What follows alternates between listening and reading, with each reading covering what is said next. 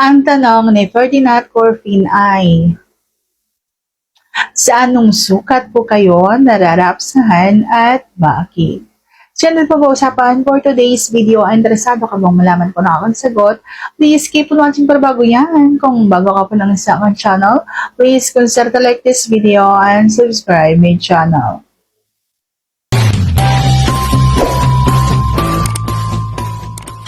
Hindi nyo dapat iniisip yung sukat lamang. Kasi may mga lalaki talaga na gusto nila mahaba yung kanila. Hindi naman dapat laging dapat mahaba. Dapat po merong marunong magkalikot. Okay? So, hindi mahalaga para sa isang babae yung haba ninyo o yung laki ninyo.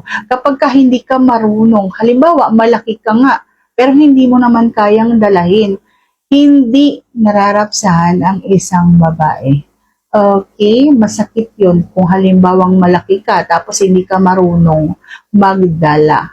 Kahit na anong sukat, basta magaling, basta napapaligaya ko, basta magaling kumalikot, basta nadadaanan yung aking pinakarap sa nakiliti doon sa aking kaloob-looban, yan ay rapsa.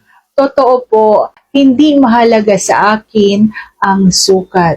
Kahit ano pa yung sukat, sinabi ko na yan sa inyo sa aking mga nakaraang vlog na kahit anong sukat, basta magaling ang isang lalaki, sigurado mapaparating niya ang isang babae.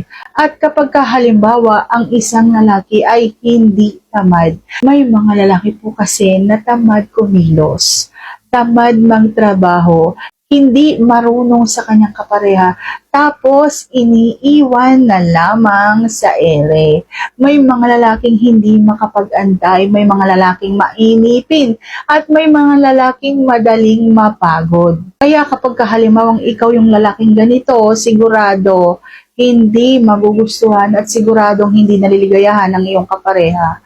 Opo, kami mga babae, mas gusto namin na dinadahan-dahan. Minsan may mabilis, pero mas rapsa pa rin na dinadahan-dahan, tapos hindi nagmamadali. Mas gusto namin na nararamdaman namin yung pagsamba sa amin, yung pagmamahal sa amin, yung nagbibigay, naglalaan ng oras para maparating kami doon sa aming hangganan. So para sa akin, kahit anong sukat ka man, ang mahalaga, marunong ka.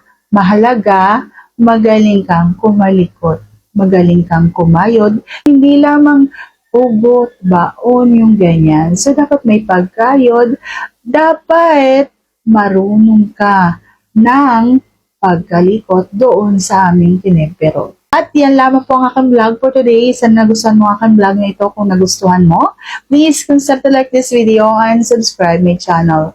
Thank you for watching. See you on my next vlog.